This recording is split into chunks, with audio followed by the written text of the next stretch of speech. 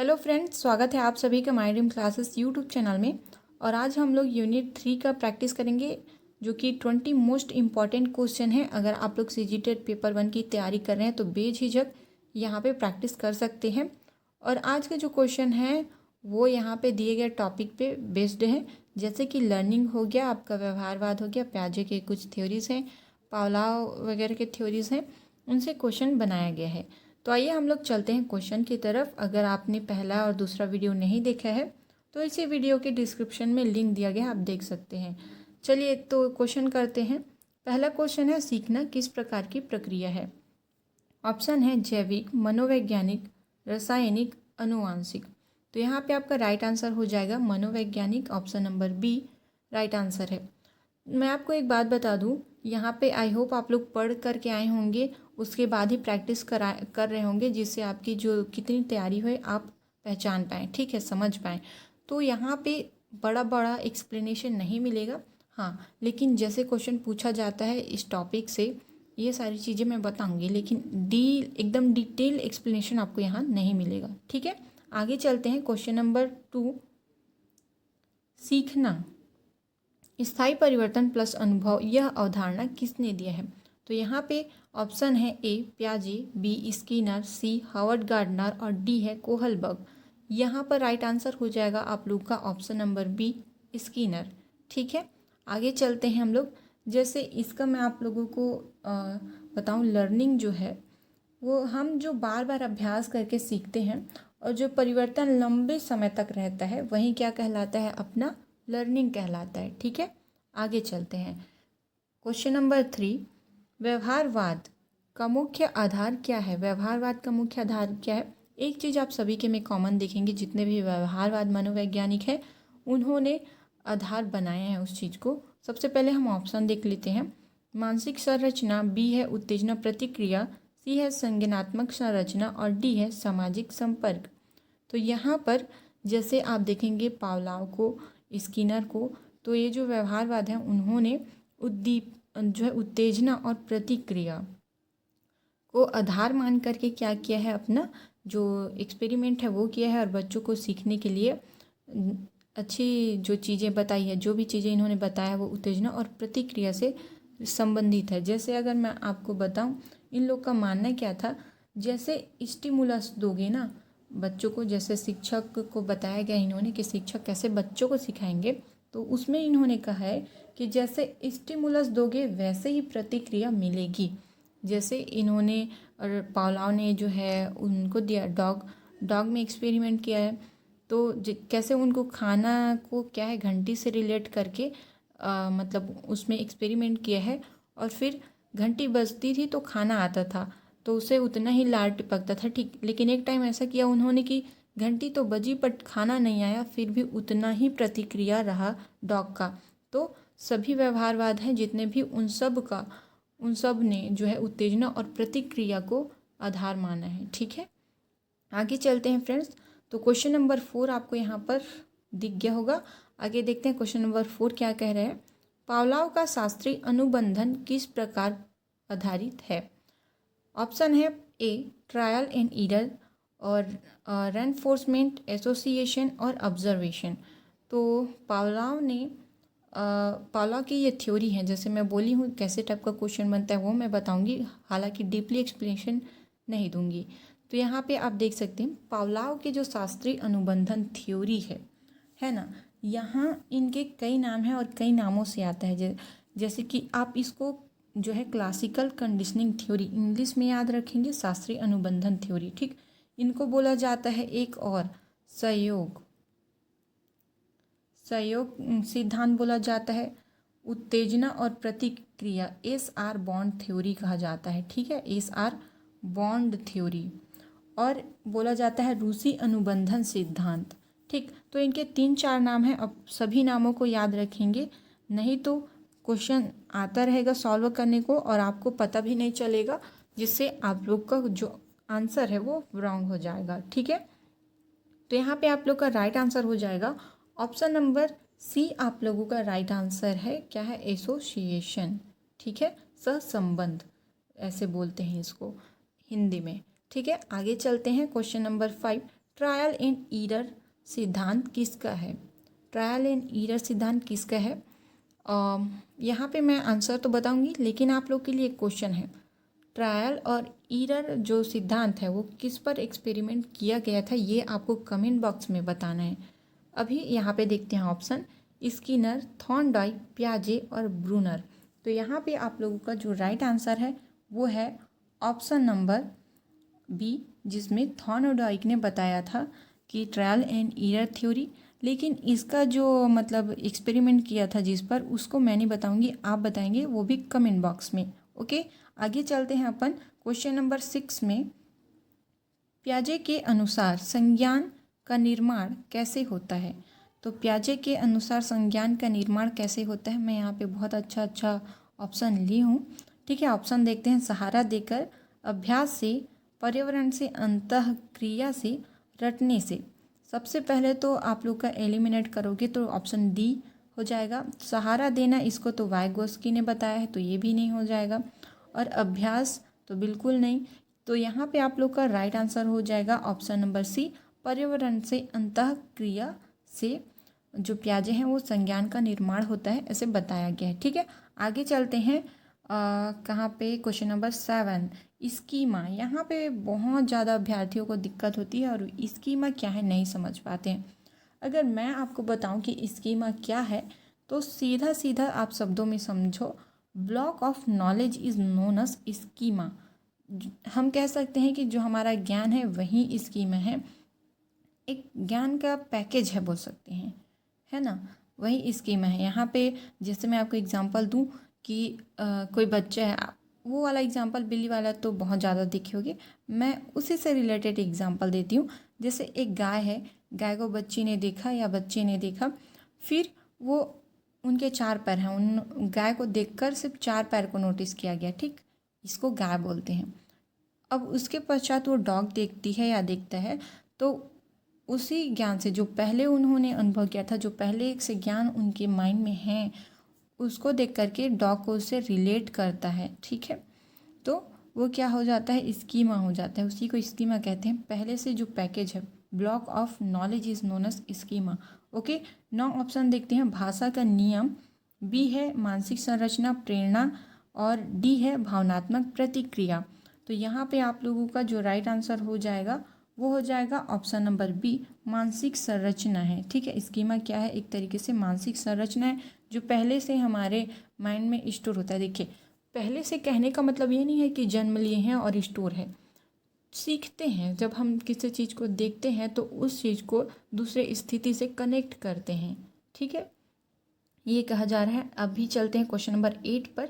समायोजन। समायोजन क्या होता है पूछा गया है, समायोजन क्या है? इससे काफ़ी क्वेश्चन पूछे जाते हैं। मैं आपको अगर बताऊं तो, जैसे कि एकोमोडेशन हो गया, एसिमिलेशन हो गया, यहाँ से ना क्वेश्चन आएंगे ही आएंगे, 100% है। तो आप एकोमोडेशन, एसिमिलेशन, ये सारी चीज़ों को पढ़ के अच्छे से तैयार कीजिएगा। ठीक है, आगे देखते हैं ऑप्शंस। समायोजन क्या है पूछा गया है। पुराने ज्ञान में नई जानकारी मिलाना, बी है नई जानकारी से पुराने स्कीमा को बदलना, सी है जानकारी भूलना, और डी है पुनरावृत्ति करना। ठीक है, यहाँ पे आप लोगों का जो राइट आंसर हो जाएगा वो है ऑप्शन नंबर बी, नई जानकारी से पुराने स्कीमा को बदलना ही समायोजन कहलाता है, एकोमोडेशन कहलाता है। ठीक है, आगे चलते हैं क्वेश्चन नंबर 9 में। और क्वेश्चन नंबर 9 है संतुलन। इसको भी याद रखेंगे ना, जैसे जो पियाजे ने 5 जो अवधारणाएं दिए हैं छोटे छोटे, उनको आप ज़्यादा ध्यान देंगे। संतुलन प्रक्रिया का उद्देश्य है। तो ऑप्शन है मानसिक तनाव बढ़ाना, मानसिक स्थिरता कायम रखना, गलत धारणाओं का निर्माण करना, याददाश्त बढ़ाना। तो ये तो बिल्कुल भी नहीं होगा।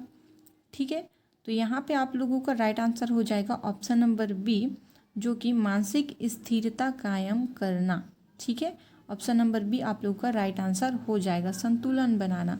अगर आप यहाँ से कहीं और गए हैं और किसी नई परिस्थिति में आप पड़ जा रहे हैं या जाते हैं, तो अपने जो बीच है दोनों, पुराने ज्ञान में और नए ज्ञान में संतुलन करना, वही क्या कहलाता है? संतुलन कहलाता है। ठीक है, संतुलन। आगे चलते हैं क्वेश्चन नंबर 10 की तरफ चलते हैं हम लोग। क्वेश्चन नंबर 10 है आप लोगों का सामाजिक संरचनावाद। ठीक है, सामाजिक संरचनावाद किस पर केंद्रित है? सामाजिक संरचनावाद किस पर केंद्रित है? ऑप्शन है अकेले सीखने पर, शिक्षा के नियंत्रण पर, समूह में सीखने पर, अनुभव से रटने पर। ऑप्शन आप लोग समझ गए होंगे। अभी मैं आप लोगों को बताती हूँ इसका आंसर। इसका राइट आंसर हो जाएगा ऑप्शन नंबर जो है सी, बिकॉज समूह में सीखने पर जो है सामाजिक संरचनावाद केंद्रित है। ठीक, इसमें उन्होंने दिया है ना, वाइगोस्की ने। ओके, आगे चलते हैं। क्वेश्चन नंबर है 11 वाला प्रश्न जो है वो कूट वाले प्रश्न है। देखते हैं यहाँ पर। देखिए ये नीचे लिखा हुआ था लेकिन विजुअल अच्छा से नहीं हो पाता था, PDF 1 में बहुत दिक्कत हुई थी, इसलिए मैं इसको ऐसे लिख दी हूँ आमने सामने। ठीक है, देखते हैं। सही जोड़ी मिलाना है। कॉलम ए दिया गया प्याजे, वाइगोस्की, स्किनर और ब्रूनर। कॉलम बी दिया गया है सामाजिक अंतःक्रिया, क्रियात्मक अनुबंधन, संज्ञानात्मक विकास, और डी दिया गया है खोज पर आधारित। तो प्याजे ने कौन सी थ्योरी दी है? आप लोग अपना पहले सही कर लेंगे ना वीडियो को रोक करके, क्योंकि तभी तो पता चलेगा आप कितना सही कर रहे हैं कितना गलत। तो और लास्ट में कमेंट भी कीजिएगा कि कितना आपका सही हुआ। प्याजे ने कौन सी थ्योरी दी है? प्याजे ने संज्ञानात्मक थ्योरी दी है, और जो है वाइगोस्की ने सामाजिक अंतःक्रिया दिया है, और स्किनर ने दिया है कौन सी थ्योरी? क्रियात्मक अनुबंधन थ्योरी, और ब्रूनर ने दिया है आप लोग का खोज आधारित अधिगम। तो यहाँ पे हम लोग कूट वाले प्रश्न हैं, कूट का ऑप्शन देख लेते हैं। यहाँ पे पहले हम मैच कर लेते हैं, ये हो जाएगा। और सेकंड का ये आप लोग का सामाजिक, और थर्ड का हम लोग देख लेते हैं क्रियानुबंधन आएगा, और ब्रूनर आ जाएगा खोज आधारित। मतलब फर्स्ट का सी, ठीक है, सेकंड का ए, और 3 का बी, और फोर्थ का डी। हमारा option number A right answer हो जाएगा, क्योंकि पहला ऑप्शन में ही सारी चीज़ें मिल चुकी है, आगे देखने की ज़रूरत ही नहीं है। आगे चलते हैं हम लोग। क्वेश्चन नंबर कौन सा है? 12। क्वेश्चन नंबर 12 भी इसी पर बेस्ड है, जैसे कि CG व्यापम के द्वारा ऐसे प्रश्न काफ़ी पूछे जा रहे हैं, इसीलिए ऐसा जो आप लोग को मिलेगा क्वेश्चन का पैटर्न। ठीक, आगे देखते हैं। सूची 1 सूची 2 को सही मिलान करना है। पहला स्कीमा, दूसरा है एसिमिलेशन, तीसरा है एकोमोडेशन, चौथा है ZPD। यही चीज़ों को आपको ध्यान देना है भाई, अच्छे से आपको इसको समझना है। ठीक, अभी हम चलते हैं ऑप्शन में। सूची 2 को देख लेते हैं क्या कह रहा है। पुरानी संरचना में नई जानकारी, सामाजिक सहारा, मानसिक ढांचा और संरचना बदलना। ठीक है, नीचे आप लोगों को कूट दिया हुआ है ना, नीचे कूट दिया गया है, यहाँ देख लेते हैं। ऑप्शन हम पढ़ ही चुके हैं। तो स्कीमा क्या होता है? ठीक है, स्कीमा क्या होता है मैं थोड़ी देर पहले बताई थी, और आप लोग सही से पढ़े होंगे। तो क्या होता है? मानसिक ढांचा होता है। ठीक है, स्कीमा मानसिक ढांचा होता है, और तो इसका सी हो जाएगा। एसिमिलेशन क्या होता है? पुरानी संरचना में कोई नई जानकारी डालना होता है। ठीक है, तो ये हो जाएगा दूसरा। और एकोमोडेशन होता है आप लोगों का संरचना को क्या करना? बदलना। और ZPD होता है सामाजिक सहारा। ठीक है, तो यहाँ पे हो जाएगा फर्स्ट का कौन सा है? सी है ना, सेकंड का ए, थर्ड का डी, और फोर्थ का बी ढूंढना है हमें। तो देख लीजिए यहाँ पे ऑप्शन, फर्स्ट का सी, और सेकंड का ए, थर्ड का डी, और फोर्थ का बी। तो यहाँ पे ए ऑप्शन राइट हो जाएगा। चलते हैं आगे क्वेश्चन की तरफ। ठीक है, क्वेश्चन नंबर 13 है सही युग्म चुने। सही युग्म चुने, यहाँ पे भी सेम पैटर्न का दिया गया है, क्योंकि 2-3 प्रश्न इसी पैटर्न के हैं। आगे चलते हैं और देखते हैं। यहाँ पे ए दिया गया है आपको रेनफोर्समेंट, दूसरा है मॉडल लर्निंग, तीसरा है कॉग्निटिव कॉन्फ्लिक्ट, और चौथा है स्पिरिचुअल करिकुलम। यहाँ पे आप लोग को मनोवैज्ञानिक के नाम दिए गए हैं, प्याजे, बंडूरा, स्किनर और ब्रूनर दिए गए हैं। ठीक है, यहाँ पे आप लोग देखेंगे रेनफोर्समेंट किसने दिया है? तो स्किनर ने रेनफोर्स के बारे में कहा है। यहीं अगर हम बात करें मॉडल लर्निंग की, तो बंडूरा ने मॉडल लर्निंग के बारे में बताया, जिसमें इन्होंने 3 ऐसे अलग अलग बच्चों को मूवी दिखाई थी, है ना, जिसमें कुछ में मार रहे थे उस बच्चे को, ऐसा वाला जो स्टोरी है, मतलब पिक्चर दिखाया गया था बच्चों को 3 अलग अलग हिस्से में बांट करके, जिससे उनके व्यवहार में काफ़ी परिवर्तन हुए, तीनों अलग अलग देखने को मिले। ठीक है, तो ये हो जाएगा। और कॉग्निटिव कॉन्फ्लिक्ट ये तो पता ही है पियाजे का है, संज्ञानात्मक विकास जी। और यहाँ पे स्पिरिचुअल करिकुलम ये हो जाएगा आप लोगों का ब्रूनर का सिद्धांत। तो यहाँ पे आप लोग का राइट आंसर हो जाएगा, फर्स्ट का हो जाएगा कौन सा आप लोग का सी, सेकंड का हो जाएगा बी, थर्ड का हो जाएगा ए, और फोर्थ का हो जाएगा कौन, डी। तो यहाँ पे देख लेते हैं ऑप्शन फर्स्ट का जो है सी, इसमें आप लोग एक ही ऑप्शन में पाएंगे, वो है option number A, right answer हो जाएगा। आगे चलते हैं क्वेश्चन नंबर 14 की तरफ। क्वेश्चन नंबर 14, निम्न में से कौन सा कथन सीखना अनुभव जन और परिवर्तन को दर्शाता है। ठीक है, अनुभवजन्य और परिवर्तन को दर्शाता है। ऑप्शन देख लेते हैं। ऑप्शन ए है विकास और सीखना समान है।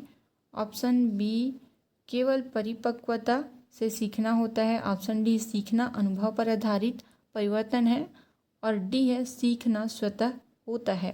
तो यहाँ पे आप लोगों का राइट आंसर हो जाएगा, सीखना क्या होता है, अनुभव पर आधारित होता है। इसमें हम लोग यूनिट 1 में भी ऐसे टाइप के क्वेश्चन किए थे, जो कि यहाँ पे आप लोग का राइट आंसर हो जाएगा ऑप्शन नंबर सी। ठीक है, आगे चलते हैं हम लोग क्वेश्चन नंबर 15। क्वेश्चन नंबर 15 में कहा गया है, अरे यार आंसर भी यहीं पे दे देते हैं, नीचे दिए क्या है क्वेश्चन नंबर 15, नीचे दिए गए हैं ऐसा कौन सा पियाजे का सिद्धांत है। तो यहाँ पे ऑप्शन है जेडपीडी, रेनफोर्समेंट, एसिमिलेशन और सैपिंग। तो यहाँ पे आप देखेंगे ये जेडपीडी तो वाइगोत्स्की का है, रेनफोर्समेंट स्किनर का है।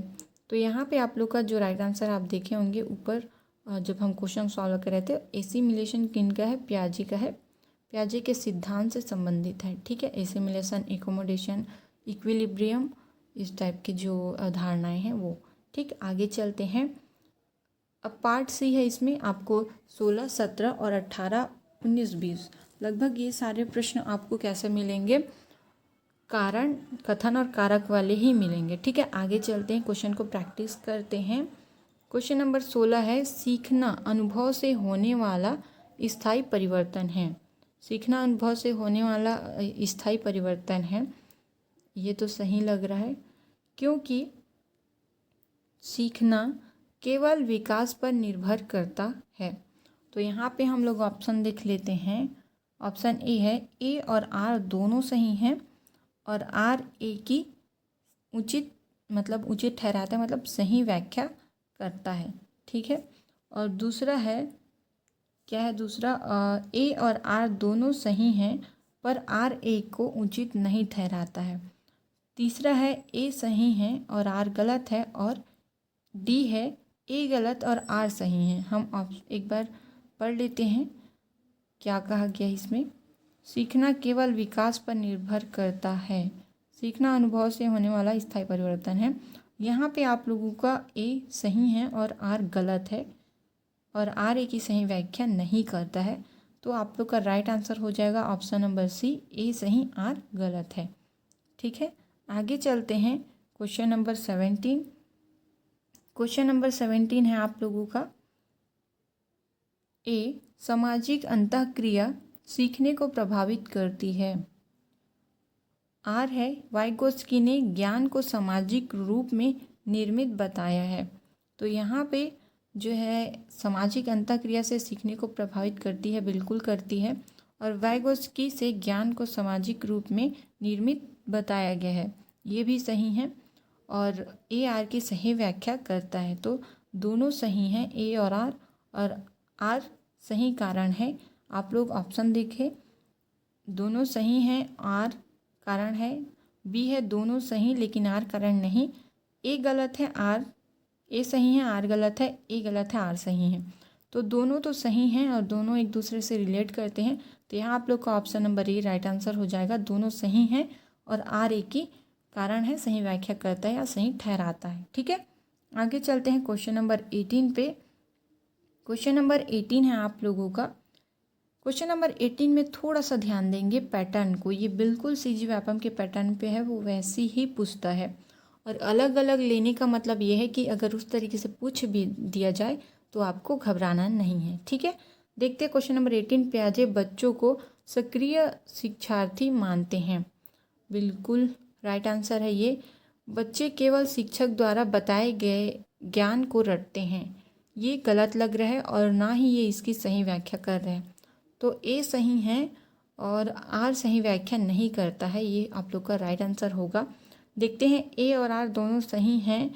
आर ए की सही व्याख्या करता है कहा गया है। और बी में कह रहा है ए सही आर गलत, और आर ए की सही व्याख्या नहीं करता है।